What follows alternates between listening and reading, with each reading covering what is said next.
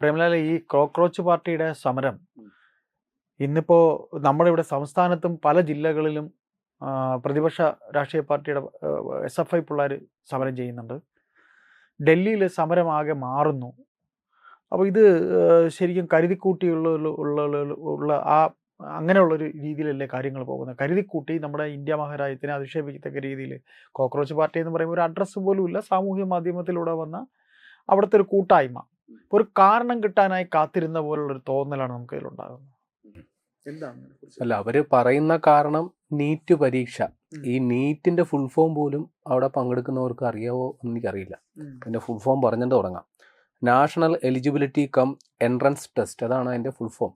അപ്പോൾ ഇത് ഉദ്ദേശിക്കുന്നത് ദേശീയ തലത്തിൽ മെഡിക്കൽ പ്രവേശന പരീക്ഷ. മുൻകാലങ്ങളിൽ സംസ്ഥാന തലങ്ങളിൽ എൻട്രൻസ് പരീക്ഷ ഉണ്ടായിരുന്നു. പിന്നീട് അതിനൊരു പൊതു സ്വഭാവം കൊണ്ടുവരുന്നതിന് വേണ്ടിയിട്ട് നടപ്പിലാക്കിയതാണ്. അപ്പോൾ അതിൽ ഈ വർഷത്തെ പരീക്ഷാ നടത്തിപ്പിൽ വലിയ ക്രമക്കേടും പരീക്ഷാ ചോദ്യ പേപ്പർ ചോർന്നു എന്ന വിവാദമൊക്കെ വന്നു. ശരി, എന്തു ആയിക്കോട്ടെ. അപ്പോൾ ഈ സംഭവത്തിൻ്റെ വെളിച്ചത്തിൽ കേന്ദ്ര സർക്കാർ ഇതിൽ ഇടപെട്ടു, നടപടിയെടുത്തു. ഉത്തരവാദിത്തപ്പെട്ടവർ ഇപ്പോൾ അറസ്റ്റിലാണ്.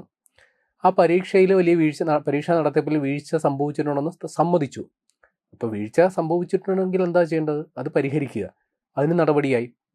പരീക്ഷ രണ്ടാമത് നടത്തി, അതിൻ്റെ ഫലം പ്രസിദ്ധീകരിച്ചു. ഇപ്പോൾ ആ ഫലത്തിൽ ആ യോഗ്യത കിട്ടിയ വിദ്യാർത്ഥികളെല്ലാം വരുന്ന ഓഗസ്റ്റിലോ സെപ്റ്റംബറിലോ അവരുടെ ഉപരിപഠനം തുടങ്ങാനായിട്ട് തയ്യാറെടുക്കുക. അപ്പോൾ ഈ ഡൽഹിയിലപ്പോൾ സമരം ചെയ്യുന്ന ആരാ? ഇതിൻ്റെ ഏറ്റവും വലിയ ആവശ്യക്കാരായിട്ട് വരേണ്ടത് ഈ നീറ്റിൻ്റെ ഇരകളായ ആൾക്കാരാകണമല്ലോ. ആ വിദ്യാർത്ഥികൾ, അവരുടെ ഭാവിയെക്കുറിച്ചുള്ള ആശങ്കയാണല്ലോ ഈ സമരം. അപ്പോൾ ആദ്യം സമരത്തിൽ മുൻപന്തിയിൽ നിൽക്കേണ്ടത് അവരാണല്ലോ. അവരുണ്ടോ? ഈ നീറ്റ് എന്ന് പറയുന്നത് ഒരു രാവ് ഇരുട്ടി വെളുക്കുമ്പോൾ പോയി എഴുതുന്ന പരീക്ഷയൊന്നുമല്ല. വർഷങ്ങളോളം അതിൻ്റെ പിന്നിൽ അധ്വാനമുണ്ട്. വലിയ പ്രയാസപ്പെട്ട് അതിൻ്റെ കഷ്ടപ്പാട് ആ വിദ്യാർത്ഥികൾക്കറിയാം. അപ്പോൾ അവരുടെ ഉണ്ടായ മാനസിക ശാരീരിക ബുദ്ധിമുട്ടുകളെല്ലാം നമ്മൾ മനസ്സിലാക്കുന്നു. അത്രയും നാളത്തെ അധ്വാനം അത് പാഴായിപ്പോയി. പക്ഷെ അങ്ങനെ അധ്വാനിച്ച് പഠിച്ചവരൊക്കെ രണ്ടാമത്തെ പരീക്ഷ എഴുതിയിട്ടുണ്ടെന്നേ. എഴുതിയിട്ടുണ്ട്. അവരവരുടെ പഠന കാര്യങ്ങളുമായിട്ട് ബന്ധപ്പെട്ട് അവർ അവരുടെ പാട് നോക്കി പോയിട്ടും ഉണ്ടാവും. അപ്പൊ ഇപ്പോൾ ഡൽഹിയിൽ സമരം ചെയ്യുന്നപ്പോൾ ആരാ? ഈ വിദ്യാർത്ഥികളാണല്ലോ സമരം ചെയ്യേണ്ടത്. ഒരു കണക്ക് പറഞ്ഞുകൊണ്ട് നമുക്ക് കാര്യത്തിലോട്ട് വരാം. ഈ മെയ് 3 ആദ്യ പരീക്ഷ നടന്നത്. അന്ന് പരീക്ഷ എഴുതിയത് 22,05,000 കുട്ടികളാണ്. അപ്പോൾ മെയ് 12 ഇത് ക്രമക്കേട് കണ്ട് നമ്മളത് റദ്ദാക്കി. ജൂൺ 21 രണ്ടാമത് പരീക്ഷ എഴുതി. അന്ന് പരീക്ഷ എഴുതിയത് 19,99,895 പേരാണ്. അപ്പോൾ ഒറ്റടിക്ക് 2,05,140 വിദ്യാർത്ഥികൾ ആബ്സെൻ്റ് ആണ്. അപ്പോൾ ഇതിന് പല വ്യാഖ്യാനങ്ങളുണ്ട്. അപ്പോൾ ഇതിൻ്റെ ഏറ്റവും വലിയ ആശങ്ക എന്താ? ഈ പരീക്ഷ എഴുതിയ വിദ്യാർത്ഥികളുടെ ഭാവിയാണല്ലോ പ്രശ്നം. അപ്പോൾ അതിൽ വലിയൊരു ശതമാനം പേരും രണ്ടാമത് പരീക്ഷ എഴുതി. യോഗ്യത കിട്ടിയവരുണ്ടാകാം, കിട്ടാത്തവരുണ്ടാകാം. ഏതായാലും 11,21,000 വിദ്യാർത്ഥികൾക്ക് യോഗ്യത കിട്ടി. അവരവരുടെ പാട് നോക്കി പോയിട്ടുണ്ടാകാം. പിന്നെ ഈ പരീക്ഷ എഴുതാത്ത 2,00,000 മേളിലുള്ള വിദ്യാർത്ഥികൾ, അതിന് പല കാരണങ്ങളുണ്ട്. ഒന്ന്, ഈ ആദ്യ പരീക്ഷ എഴുതിയവർ ഒരു ആശ്വാസം കിട്ടിയല്ലോ എന്ന് കരുതി അവർ മറ്റു പല പരിപാടികൾക്കും പോയി. ചില ടൂർ പാക്കേജ് അതൊക്കെ എടുത്തിട്ട് നമ്മുടെ നാട് തന്നെ വിട്ടങ്ങ് പോയവരുമുണ്ട്. പിന്നെ ഇത് ഇത്രയും വലിയൊരു അധ്വാനമാണല്ലോ, അവരുടെ ഫോക്കസ് അങ്ങോട്ട് മാറിയിട്ട് ഇനി ഒരു പരീക്ഷ എഴുതാൻ താല്പര്യമില്ലാത്ത ഒരു ചെറിയ വിഭാഗമുണ്ട്. ശരി, സമ്മതിക്കുന്നു. മറ്റു ചിലർ ഇതിൻ്റെ ഈ പരീക്ഷയുടെ നടത്തിപ്പുമായിട്ട് ബന്ധപ്പെട്ടുള്ള വിവാദങ്ങളിൽ അവർക്കൊരു സംശയം തോന്നുകയും മറ്റു പല കരിയർ സാധ്യതകളും തേടിയവരുമുണ്ട്. പിന്നെ ചെറിയൊരു ശതമാനം പേർക്ക് ഈ പരീക്ഷയിൽ ഇനി വരാനും പോകാനുമായിട്ടുള്ള അസൗകര്യങ്ങളുടെ പേരിൽ, ചിലപ്പോൾ ദൂരദിക്കുകളിൽ പോയി പരീക്ഷ എഴുതേണ്ട അസൗകര്യങ്ങളുടെ ചെറിയൊരു ശതമാനം എഴുതാതെ ഇരുന്നിട്ടുണ്ട്. ഒരു വലിയ ശതമാനം, ഈ ആബ്സെൻസ് ആയിട്ടുള്ള ഒരു വലിയ ശതമാനം നേരത്തെ എന്തുകൊണ്ടാണ് പരീക്ഷ റദ്ദാക്കിയത് അതിൻ്റെ കാരണക്കാരായിട്ടുള്ളവരാണ്. കാരണം ഇതിൻ്റെ പിന്നാമ്പുറങ്ങളിൽ ചെന്നിട്ട് ഈ പരീക്ഷ പേപ്പർ ചോർത്തിയതും അതിൻ്റെ ആനുകൂല്യം പറ്റിയവരുമായിട്ടുള്ള ഒരു വലിയൊരു ശതമാനം വിദ്യാർത്ഥികളുണ്ട്. കാരണം നേരത്തെ തന്നെ 2024 മുതൽ തന്നെ ഈ നീറ്റ് പരീക്ഷ നടത്തിപ്പുമായിട്ട് ബന്ധപ്പെട്ട ആക്ഷേപമുണ്ട്. ചിലർക്കൊക്കെ അസ്വാഭാവികമായ മാർക്ക് കൂടുതൽ, ചില കേന്ദ്രങ്ങളിൽ മാത്രം കൂടുതൽ വിജയികൾ ഉണ്ടാകുന്നു. അതിപ്പോൾ അതിന്റെ തുടർച്ച തന്നെ ആയിരിക്കണമല്ലോ ഇത് സംഭവിച്ചിട്ടുണ്ടാകും. അപ്പൊ ഈ പരീക്ഷ ഇത്തവണ എഴുതാതിരുന്നവർ ഒരു വലിയൊരു ശതമാനം പേരും തങ്ങൾ പിടിക്കപ്പെടുമോ എന്നുള്ള, കാരണം ഇവരുടെ രണ്ടിൻ്റെ മുൻപ് കഴിഞ്ഞ പ്രാവശ്യത്തെ ഇപ്രാവശ്യത്തെ ആൻസർ ഷീറ്റ് കമ്പയർ ചെയ്താൽ മതിയല്ലോ, കാര്യം എളുപ്പമായില്ലേ. അപ്പൊ ആ ഒരു ഭയം കൊണ്ട് എഴുതാതിരുന്നവരും ഉണ്ടാകാം. ചിലപ്പോൾ അങ്ങനെ വന്നവർ ഇപ്പൊ ഡൽഹിയിൽ മുദ്രാവാക്യം വിളിച്ചിട്ട് ഇരിപ്പുണ്ടാകാം. എങ്കിലും അവരിൽ ഒരു വലിയൊരു വിഭാഗം അതിൽ പങ്കെടുക്കുന്നില്ല. അപ്പൊ പിന്നെ ആരാണ് ഇവിടെ വന്നേക്കുന്നത്? അത് ഒറ്റ ഉത്തരവേ ഉള്ളൂ. ഈ എന്താ പറയുക, ഈ വലിയ ഇപ്പൊ നമ്മുടെ നാട്ടുംപുറങ്ങളിൽ പട്ടികൾ കടികൂടുന്ന കൂട്ടത്തിൽ അങ്കി ഒന്നും മിടുക്കനായി കളയാന്ന് പറഞ്ഞിട്ട് വഴിയെ പോകുന്ന ചാവാലി പട്ടിയും കയറി ഒരു കടി അടിച്ചിട്ട് പോകും എന്ന് പറയുന്നത് പോലെ ഉന്തിനപ്പോ ഒരു തള്ളും കൊടുക്കുക ഒരു രസമല്ലേ? അവിടെ ചെന്ന് 4 മുദ്രാവാക്യം വിളിച്ച് 2 വൈറൽ വീഡിയോ ഒക്കെ എടുത്ത് റീൽസ് ഒക്കെ ഉണ്ടാക്കി ഞാൻ വലിയ കേമത്തം പറയുന്നു. സത്യം പറഞ്ഞാൽ നമ്മുടെ സോഷ്യൽ മീഡിയ ഫീഡുകളിൽ വരുന്ന പല ജെൻസി കുട്ടികളും അവരെന്താണ് പറയുന്നത്, എന്താണ് ചിന്തിക്കുന്നത്, എന്തിൻ്റെ പേരിലാണ് സമരം ചെയ്യുന്നത് എന്ന് പോലും അവർക്ക് അറിയില്ല. ഒരു ഓളത്തിന് അങ്ങ് പോയി ചെല്ലുകയാണ്. ഇപ്പൊ ഇനി ഈ പാറ്റ പാർട്ടി ആണല്ലോ ഇതിന്റെ മെയിൻ സംഘാടകർ. അപ്പൊ അതില് നമ്മുടെ അഭിജിത് ദീപ്കെ എന്ന് പറയുന്ന കക്ഷി 2026 മെയ് 16 ഈ CJP എന്ന് പറയുന്ന പാർട്ടി രൂപീകരിച്ചത്. എന്തിന്റെ പേരിൽ? അവർ ഈ നീറ്റ് എക്സാം കണ്ടുകൊണ്ടാണോ? അല്ലല്ല. അവരുടെ രൂപീകരിക്കുന്ന സമയത്ത് സുപ്രീം കോടതി ചീഫ് ജസ്റ്റിസ് സൂര്യകാന്ത് നടത്തിയ ഒരു പരാമർശം അതിന് കയറി അങ്ങ് പൊള്ളിയത്. അപ്പൊ അദ്ദേഹം നടത്തിയത് ഡൽഹിയില് ചില അഭിഭാഷകർ വ്യാജബിരുദവുമായിട്ട് ബന്ധപ്പെട്ട് ചില കേസുമായിട്ട് ബന്ധപ്പെട്ട് ഇങ്ങനെ വ്യാജബിരുദം സമ്പാദിച്ച് സാമൂഹ്യ മധ്യത്തിലും സോഷ്യൽ മീഡിയയിലും ചിലര് സിസ്റ്റത്തെ അപമാനിക്കുന്ന തരത്തിൽ പ്രചാരണം നടത്തുന്നു. അവരൊരു പരാത ജീവികളാണ്, പാറ്റകളാണ്, ക്രോക്രോച്ചാണ് എന്ന് അദ്ദേഹം ഒരു പരാമർശം നടത്തി. അതിന് ഇയാൾക്ക് കയറി അങ്ങ് പൊള്ളേണ്ട കാര്യം എന്താ? അദ്ദേഹം ചീഫ് ജസ്റ്റിസ് ഉദ്ദേശിച്ചത് വ്യാജബിരുദം സമ്പാദിക്കുന്ന ആൾക്കാരെയാണ്. അപ്പൊ ഈ ചങ്ങാതിമാരെല്ലാം കൂടി തൊഴിലില്ലാത്ത അഭ്യസ്ത വിദ്യരെ അപമാനിച്ചു, അവർ പരാന്നഭോജികളാണ്, പരാതജീവികളാണ് എന്നും പറഞ്ഞുകൊണ്ട് ഇദ്ദേഹം ഒരു സോഷ്യൽ മീഡിയ പോസ്റ്റ് ഇട്ടു. ഇപ്പൊ നമ്മുടെ സമൂഹത്തിലൊരു പ്രത്യേകതയുണ്ട്, ഈ എന്താ പറയുക, കൂട്ടത്തിൽ കയറി അങ്ങ് മെയിൻ ആകാൻ നോക്കുക. അപ്പോൾ അതിന്റെ പേരും പറഞ്ഞ് ചുമ്മാ #, ക്യാമ്പയിൻ, ചുമ്മാ, കാര്യം ഇതിനാർക്കും ഒരു ഉത്തരവാദിത്വം കേൾക്കണ്ട, ഒരു ചെലവുമില്ല. അതിന്റെ പേരിൽ അങ്ങോട്ട് കയറി നമ്മുടെ സെലിബ്രിറ്റികൾ അടക്കമുള്ളവർ അങ്ങ് പിന്തുണക്കുക. ഇതിന്റെ ബേസിക് കോർ എന്ന് പറയുന്നത്, ഇപ്പോൾ ഇവർ പിന്നീട് ഈ നീറ്റ് പരീക്ഷ അതിന്റെ നടത്തിപ്പുമായി ബന്ധപ്പെട്ടുള്ള വിഷയം ഏറ്റെടുത്തു, അതിന്റെ രക്ഷകർത്തൃത്വം ഏറ്റെടുത്തു എന്നും പറഞ്ഞാണ് CJP സമരരംഗത്തേക്ക് വരുന്നത്. അതിനുശേഷം ഈ ജന്തർ മന്ദറിൽ സമരപ്രഖ്യാപനം നടത്തുന്നത് ഈ അഭിജിത് ദീപ്കെ എന്ന് പറയുന്ന പഴയ ആം ആദ്മി പാർട്ടി നേതാവാണ്. അങ്ങോട്ടേക്ക് നമ്മുടെ സോനം വാങ്ചുക്ക് കടന്നു വരികയാണ്. അദ്ദേഹം നേരത്തെ ലഡാക്കിൽ ഇമാതിരി പരിപാടികളൊക്കെ നടത്തി ചീറ്റിപ്പോയതാ. അദ്ദേഹത്തിനെതിരെ ദേശവിരുദ്ധ പ്രവർത്തനം നടത്തിയതിന്റെ പേരിൽ കേസ് വരെയുണ്ട്, അവിടെ ഒരു കലാപം ആസൂത്രണം ചെയ്തതിന്റെ പേര്. ആ ചങ്ങാതി ഇവിടെ വന്ന് ഇപ്പോൾ കോർ ഫോക്കസ് ഇപ്പൊ ഇങ്ങേരാണ്, നമ്മുടെ സോനം വാങ്ചുക്കാണ്. അഭിജിത് ദീപ്കെ സൈഡായി പോയി. അപ്പൊ ഇനി ഒരു പ്രശ്നം, ഈ നമ്മുടെ വിദ്യാഭ്യാസ മന്ത്രി അദ്ദേഹത്തിന്റെ ധർമ്മേന്ദ്ര പ്രധാൻ, അദ്ദേഹത്തിന്റെ രാജി ഇവർ ആവശ്യപ്പെടുന്നുണ്ട്. എന്തിന്റെ പേരിലാ? ഈ പരീക്ഷ അദ്ദേഹമാണോ പരീക്ഷ നടത്തുന്നത്? അദ്ദേഹം പോയിരുന്നിട്ടാണോ പരീക്ഷ നടത്തുന്നത്?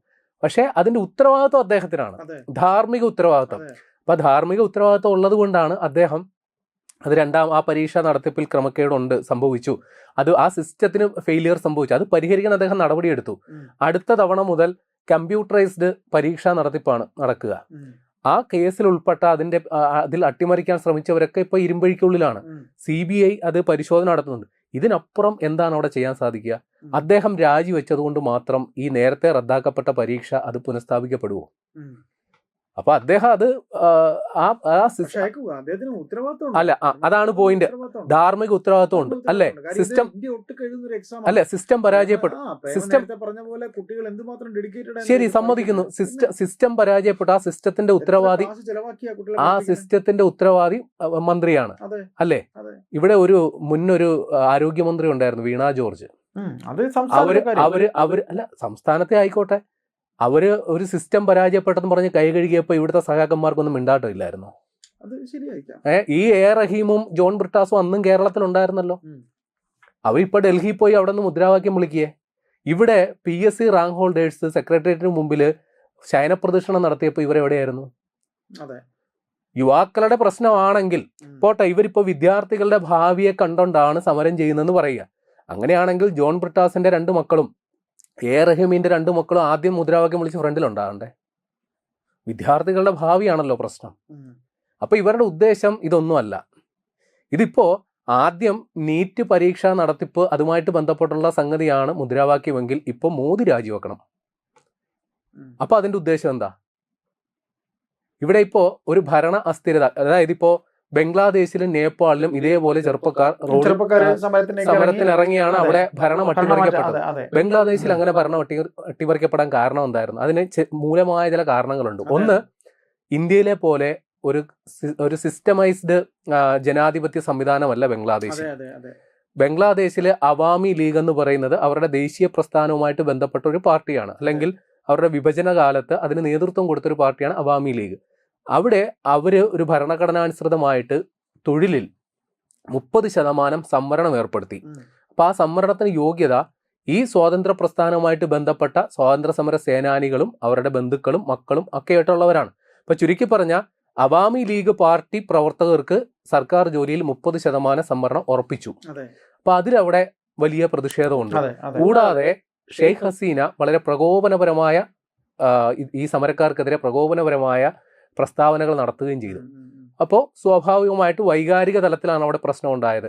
അവിടെ അഴിമതിയുടെ പ്രശ്നം ഉണ്ടായിരുന്നു, അല്ലെങ്കിൽ അവിടെ ക്രമസമാധാന പ്രശ്നം, അവിടെ ഈ ജമാഅത്തെ ഇസ്ലാമിയൊക്കെ ഏർപ്പെട്ട് രാജ്യവ്യാപകമായ ക്രമസമാധാന പ്രശ്നം ഉണ്ടായിരുന്നു.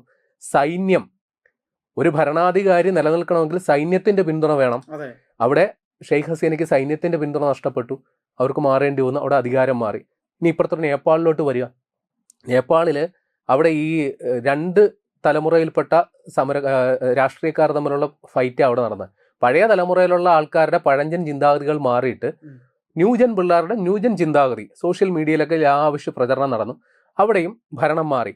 ഇത് കണ്ടുകൊണ്ടാണ് ഇവിടെ വെള്ളം തിളപ്പിക്കുന്നത്.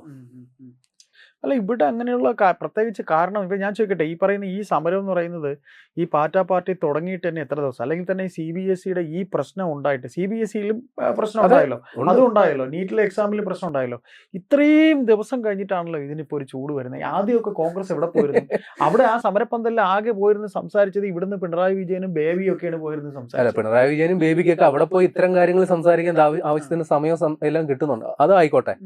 ഇനി ഇപ്പൊ നടന്ന ഏറ്റവും പുതിയ അപ്ഡേറ്റ്സ്, ഇപ്പൊ BJP നേരത്തെ രാഷ്ട്രീയ ആരോപണമാണ് ഉന്നയിച്ചുകൊണ്ടിരുന്നത്. ഇതിൽ വിദേശ ശക്തികളുടെ ഇടപെടലുണ്ട്, അല്ലെങ്കിൽ വിദേശ ഫണ്ടിങ്, ഇവിടെ ഭരണ അസ്ഥിരത ഉണ്ടാക്കാൻ വിദേശ ശക്തികൾ ഇടപെടുന്നു എന്നൊരു ആക്ഷേപം. ഇപ്പൊ അതിന് വസ്തുതാപരമായ തെളിവ് പുറത്തു വന്നു. അമേരിക്കയിൽ നിന്നുള്ള ഒരു ഖലിസ്ഥാൻവാദി നേതാവ്, ഖലിസ്ഥാൻ എന്താണെന്നറിയാമല്ലോ, അവർക്ക് നമ്മുടെ പഞ്ചാബ് വിഭജിച്ച് ഖലിസ്ഥാൻ എന്ന രാജ്യം ഉണ്ടാക്കണം, രാജ്യവിരുദ്ധ പ്രസ്ഥാനമാണ്. ആ ഖലിസ്ഥാൻവാദി നേതാവ്, അദ്ദേഹത്തിന്റെ പേര് ഗുർപന്ത് സിംഗ് പന്നൂൻ. അദ്ദേഹം അമേരിക്കയിലുള്ളതാണ്. സിഖ് ഫോർ ജസ്റ്റിസ് എന്ന നിരോധിത സംഘടനയുടെ നേതാവാണ്.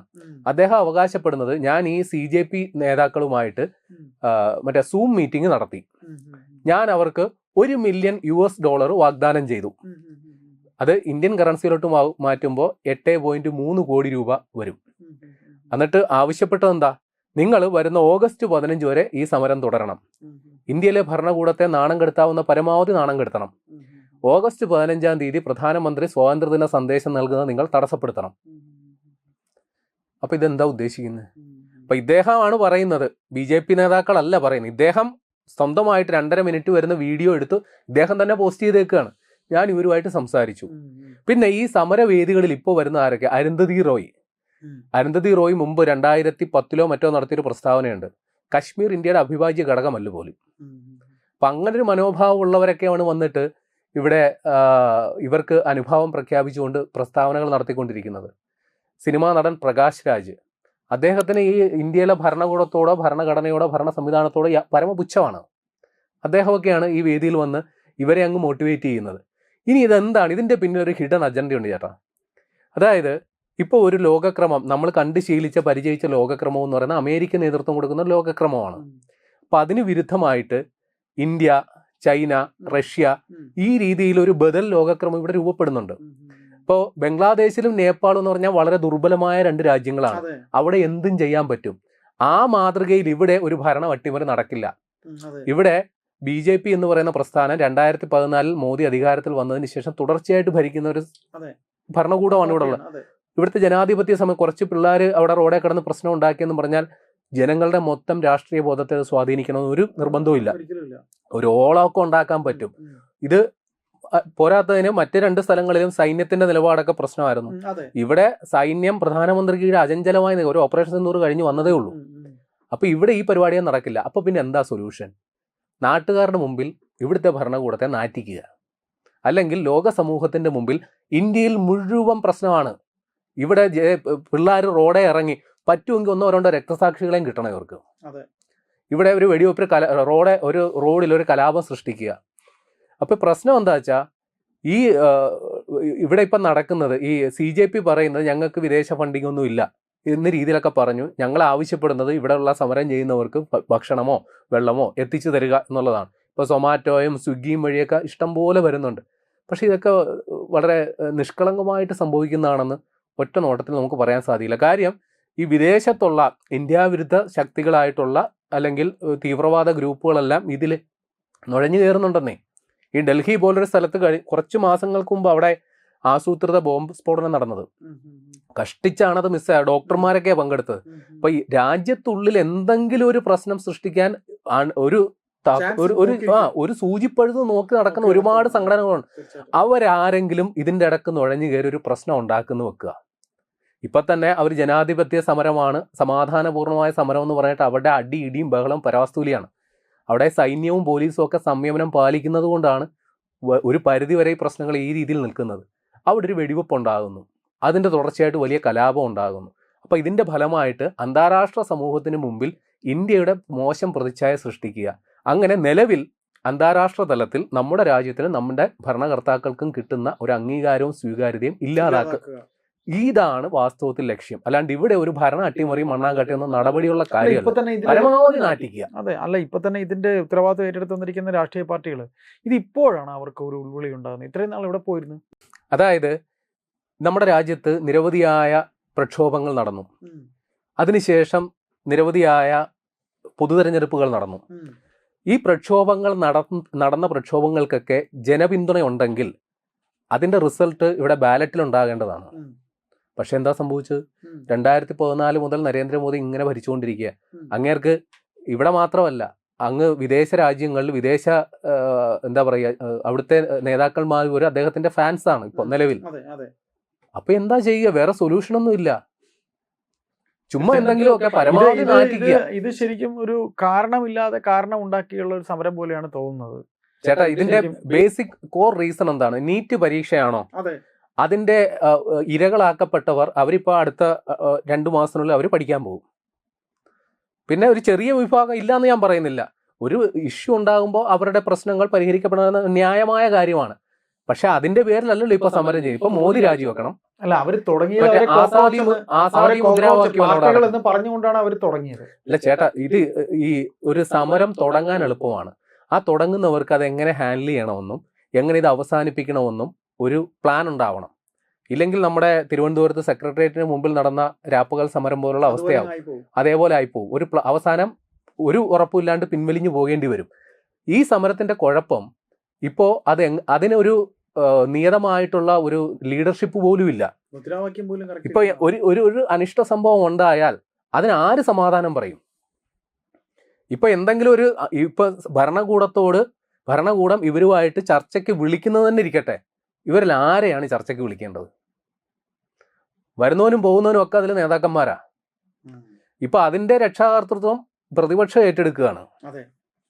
അപ്പൊ പിന്നെ ഈ CJP എന്തിനായിരുന്നു? അതെ, തീർച്ചയായിട്ടും.